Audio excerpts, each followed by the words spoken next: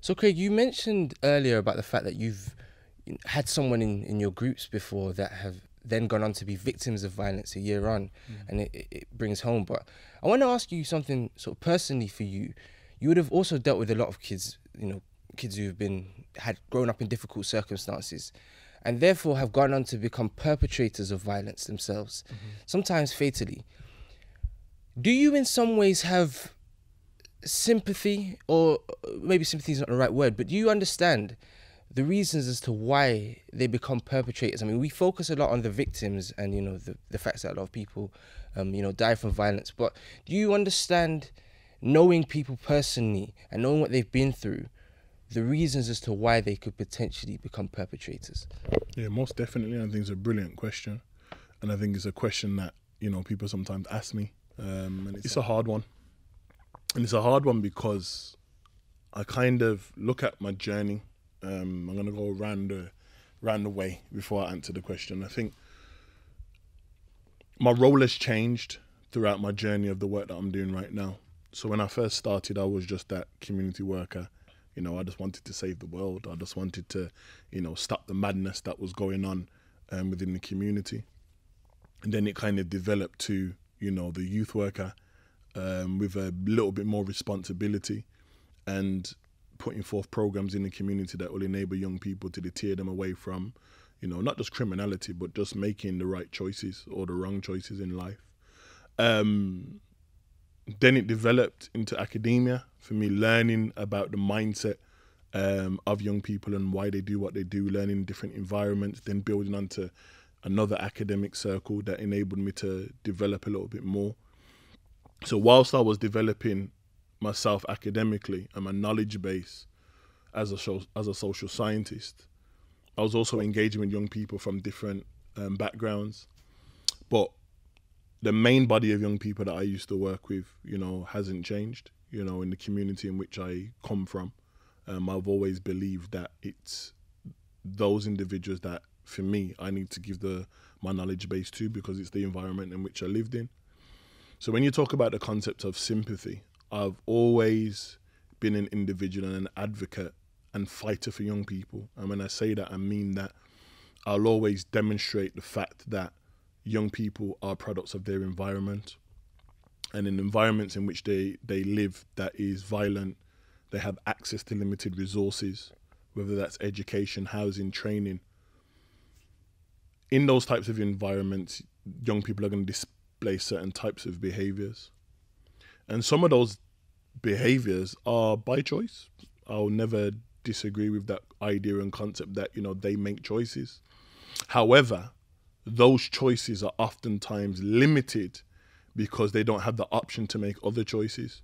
So it's easy for someone to say, you shouldn't sell drugs, for example, but they don't live in an environment where poor education leads to a pupil referral unit. That pupil referral unit has a very direct correlation between that and the criminal justice pipeline.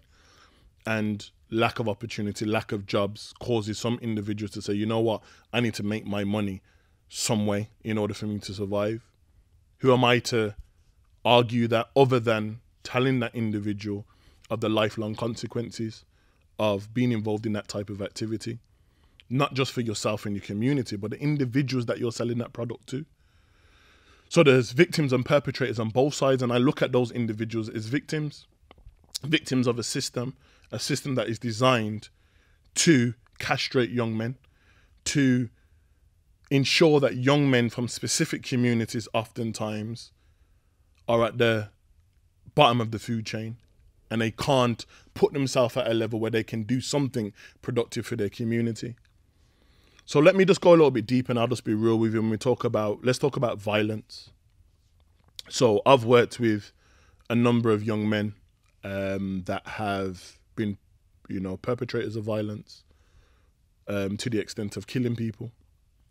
And I'll sit throughout a court process and I'll watch the evidence, I'll watch a jury come and make a decision. And, if that young person ends up with, a life sentence, I sit to myself and I kind of reflect. And oftentimes, I'm distraught, because I look at it as, you know, I might have been working with this young man since he was like 12 years old and he's now 23. It's my fault. You know, it was down to me. You know, did I put everything in place to the best of my ability? And I did. Give them opportunities more than what I would probably give to family members. Yeah, I did, because I had and we have emotional connections to these young people, because you understand where they're coming from. You understand that for a lot of them, they don't have a chance. They're surrounded by individuals that have negative mindsets. Some of them come from families that have been involved in the criminal justice system and have done dangerous and chaotic things in the community. And then you have this one young man growing up in that same environment. And then you've got me as one individual, or connected to a number of individuals that's trying to help that individual to not make those life choices. But I also understand that me, one as an individual versus 30 people that might be giving out someone negativity, oftentimes the reality is that them vices are sometimes stronger than what I'm giving that particular person. No different to a teacher in a school teaching that child from 8:30 till 2:45 every single day, and in that particular time frame they have a stronghold on that mind of that particular young person. But the moment they leave at 3:15, they're in the community, and in the community the voices, the messages, the voices, the whispers are sometimes more powerful than what you got in the school setting. So when I look at that, I sometimes say to myself, you know what, there's an old Jamaican saying, who don't hear must feel.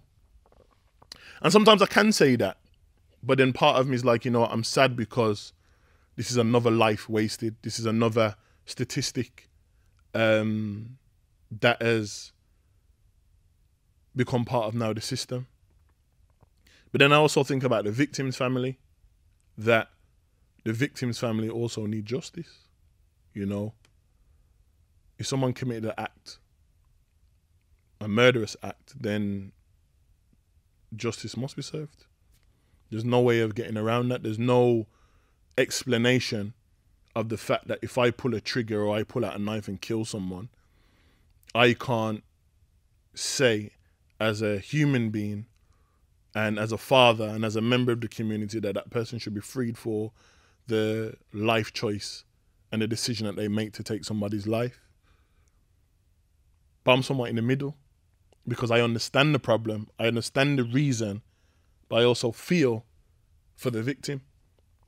So for many of us, it kind of looks like we're supporting the negative people and not advocating for the victims of this type of violence.